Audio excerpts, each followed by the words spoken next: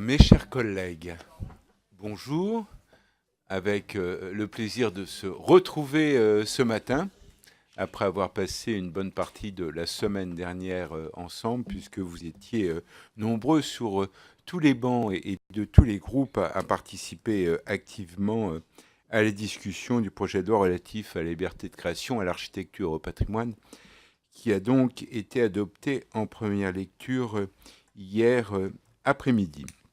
Alors nous quittons donc le champ de la culture, qui est un de nos champs de compétences, pour nous investir dans un autre champ de compétences, qui est en l'occurrence le champ du sport. Alors, ça fait déjà plusieurs semaines, voire même quelques mois, que nous étions dans la perspective de pouvoir auditionner le président Bernard Lapasset, déjà avant l'été, et puis évidemment après l'été, pour qu'il évidemment nous parle de la candidature de Paris et quelque part de la France à l'organisation des Jeux Olympiques de 2024.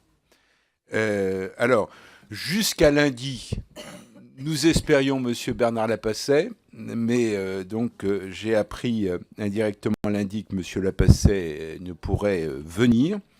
Et du coup, c'est avec d'autant plus de plaisir que je remercie Monsieur Étienne Taubois de s'être libéré comme directeur général de l'association Ambition Olympique et Paralympique Paris 2024, d'être disponible pour la représentation nationale ce matin.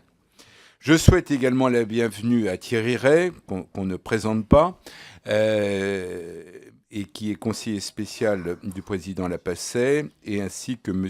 Michael Aloisio, qui est directeur général adjoint.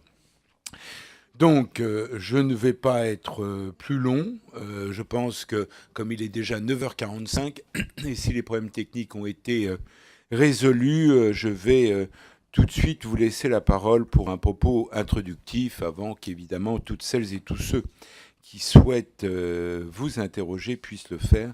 Monsieur le directeur général, vous avez la parole.